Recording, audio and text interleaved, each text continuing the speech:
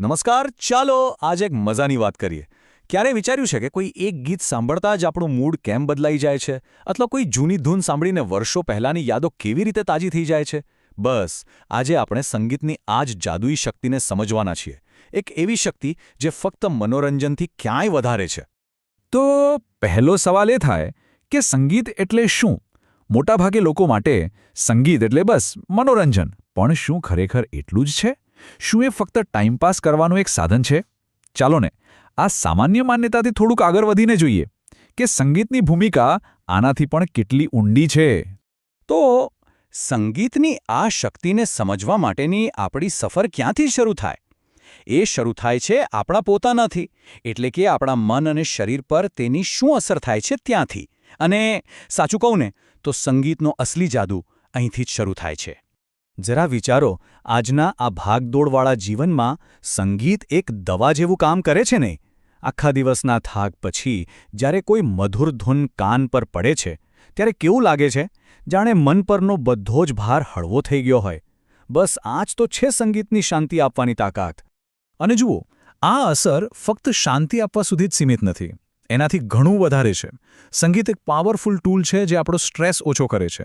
ઘણીવાર આપણી એવી લાગણીઓ હોય છે જેના માટે શબ્દો નથી મળતા, ખરું ને? સંગીત એ લાગણીઓને પણ વ્યક્ત કરવામાં મદદ કરે છે. અને એટલું જ નહીં, એ આપણી એકાગ્રતા પણ વધારે છે અને ધ્યાનમાં પણ ઊંડા ઉતરવામાં મદદ કરે છે. આ વાત તો લગભગ બધાએ અનુભવી જશે. ભણતી વખતે કે પછી ઓફિસમાં કામ કરતી વખતે જો હળવું સંગીત ચાલુ હોય તો કેવું ધ્યાન લાગે છે. એ આસપાસના ઘોંઘાટને દૂર કરીને આપણું પોતાનું એક ફોકસ ઝોન બનાવી દે છે. ખરેખર આપણી પ્રોડક્ટિવિટી વધારવા માટે આ એકદમ સરળ પણ બહુ જ અસરકારક ઉપાય છે. એટલે જ તો કહેવાયું છે કે ખુશી, દુઃખ, પ્રેમ કે ઉત્સાહ દરેક લાગણી સંગીત દ્વારા વ્યક્ત કરી શકાય છે. ખરેખર સંગીત આપણી બધી જ ભાવનાઓને વ્યક્ત કરવાનું કેટલું સુંદર માધ્યમ છે. પછી એ ખુશી હોય કે દુઃખ, પ્રેમ હોય કે ગુસ્સો, દરેક ભાવનાને સંગીતમાં એક અવાજ મળે છે.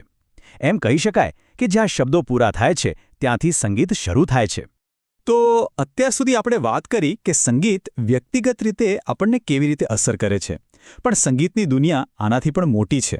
એ ફક્ત આપણા આંતરિક વિશ્વ સુધી સીમિત નથી. જ્યારે આપણે બધા સાથે મળીને સંગીતનો અનુભવ કરીએ છીએ ત્યારે એ આપણને એકબીજા સાથે અને આપણી સંસ્કૃતિ સાથે જોડે છે. ચાલો હવે જોઈએ કે સંગીત કેવી રીતે આપણા સમાજનો એક અભિન્ન અંગ બને છે. દુનિયાના કોઈ પણ ખૂણામાં જઈએ ત્યાંનું એક આગવું સંગીત હોય છે ને? અને એ માત્ર ધૂન નથી હોતી.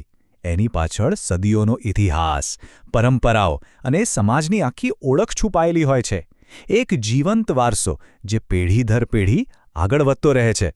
અને આ વાત તો એકદમ સાચી છે કે તહેવારો, લગ્નો અને બીજા પ્રસંગોમાં સંગીત વગર આનંદ અધૂરો લાગે છે. કલ્પના કરી જુઓ, કોઈ લગ્ન પ્રસંગ હોય કે કોઈ તહેવારની ઉજવણી, સંગીત વગર કેવું સૂનું સૂનું લાગે. સંગીત તો છે જે આપણી ખુશીને બમણી કરી દે છે અને દરેક પ્રસંગમાં જાણે જીવ પૂરી દે છે. એના વગર કોઈ પણ ઉજવણી સાચી જ અધૂરી છે. સારું, તો આપણે વ્યક્તિગત અને સામાજિક સ્તરે સંગીતની અસર જોઈ. હવે આપણે આ ચર્ચાના છેલ્લા અને સૌથી મોટા પાસા તરફ જઈએ છીએ. સંગીતનું સાર્વત્રિક સ્વરૂપ. કેવી રીતે સંગીત આખી દુનિયાને, દરેક માનવીને એક સાથે જોડી શકે છે.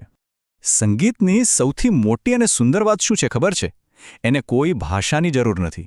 કોઈ સરહદો એને રોકી શકતી નથી. પછી ભલે એ આફ્રિકાના ડ્રમ્સનો તાલ હોય કે ભારતનું શાસ્ત્રીય સંગીત, એની જે ભાવના છે એ સીધી આપણા દિલ સુધી પહોંચે છે. એ ખરેખર એક એવી યુનિવર્સલ ભાષા છે જેને સમજવા માટે કોઈ ટ્રાન્સલેટરની જરૂર નથી. તો પછી આપણે સંગીતને શું કહીશું? એ માત્ર કેટલાક સુમધુર સુરોનો સમૂહ નથી. ના, સંગીત એક એવી વૈશ્વિક શક્તિ છે જે લોકોને એકબીજા સાથે જોડે છે, એમની વચ્ચેના મતભેદોને ભૂલાવી દે છે અને આખી દુનિયામાં પ્રેમ અને શાંતિનો સંદેશ ફેલાવે છે.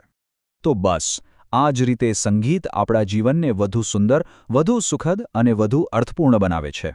એની વ્યક્તિગત, સાંસ્કૃતિક અને સાર્વત્રિક આ બધી જ ભૂમિકાઓ મળીને આપણા જીવનને એક નવી ઊંચાઈ આપે છે. આપણે જોયું કે સંગીત જીવનને એક તાલ આપે છે. પણ હવે એક સવાલ સાથે આ વાત પૂરી કરીએ. તો જીવનને તાલ કોણ આપે છે? આપણા જીવનનો પોતાનો તાલ શું છે? એવી કઈ વસ્તુ છે જે આપણા જીવનને ખરેખર સુંદર અને સુમેળભર્યું બનાવે છે? આ સવાલ પર જરૂરથી વિચાર કરજો.